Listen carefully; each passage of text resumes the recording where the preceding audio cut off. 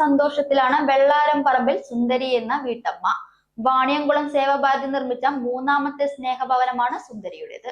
വാണിയംകുളം സേവാഭാരതി നിർമ്മിച്ചു നൽകിയ മൂന്നാമത്തെ ഭവനത്തിന്റെ താക്കോൽദാനമാണ് വാണിയംകുളത്ത് മിഷ്യൻ കോമ്പൗണ്ടിൽ വെള്ളാരം പറമ്പിൽ സുന്ദരിക്ക് കൈമാറിയത്.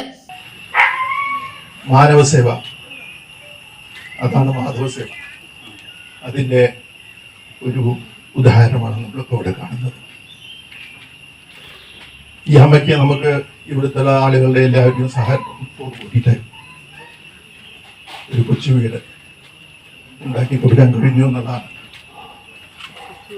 അതിലെ ഓരോ വ്യക്തികളും ഇതിലെ താല്പര്യവും സംഭാവന ചെയ്ത ആളുകളും അതുപോലെ തന്നെ ഇതിനോട് താല്പര്യം കാണിച്ചു, അനുകമ്പ കാണിച്ചു, എല്ലാവരുടെ മനസ്സിലുള്ള ആ നന്മയാണ് ഇത്തരത്തിലുള്ള സംരംഭങ്ങൾക്ക് ഏറ്റവും അധികം പ്രചോദനം കിട്ടുന്നത്.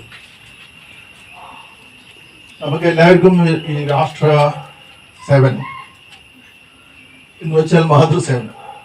ഈ അമ്മയ്ക്ക് നമുക്കൊരു വീട് വെച്ച് കൊടുക്കുന്നു എന്നുള്ളതുകൊണ്ട് തന്നെ നമുക്ക് ഈ നാടിനെ വേണ്ടിയിട്ട് നല്ലൊരു കാര്യം ചെയ്യാൻ കഴിഞ്ഞു എന്നുള്ള ഒരു സന്തോഷം നമ്മളുടെ എല്ലാവരുടെ മനസ്സിലുണ്ടാവണം. സേവാഭാരതി വാണിയംകുളം യൂണിറ്റ് സെക്രട്ടറി അജിത് ബാബു സ്വാഗതം പറഞ്ഞ ചടങ്ങിൽ പ്രസിഡന്റ് ദിനേഷ് കുമാർ അധ്യക്ഷതയിൽ മുൻ പാലക്കാട് ജില്ലാ ജഡ്ജ് KP സുധീറാണ് താക്കോൽദാനം നിർവഹിച്ചത്.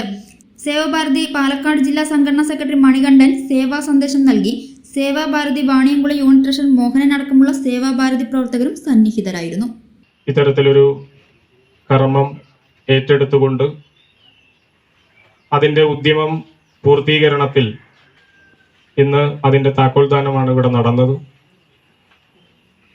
ഈ സമയത്ത് വാണിയംകുളം സേവാഭാരതി ഇത്തരത്തിലൊരു കാര്യം ഏറ്റെടുത്തുകൊണ്ട് അത് ചെയ്യാൻ കാണിച്ച ആ മനസാന്നിധ്യത്തെയും അത് പൂർത്തീകരിക്കാൻ കാണിച്ച അവരുടെ ആ ദൃഢനിശ്ചയത്തെയും ഹൃദയത്തിൻ്റെ ഭാഷയിൽ അഭിനന്ദിക്കുകയാണ്.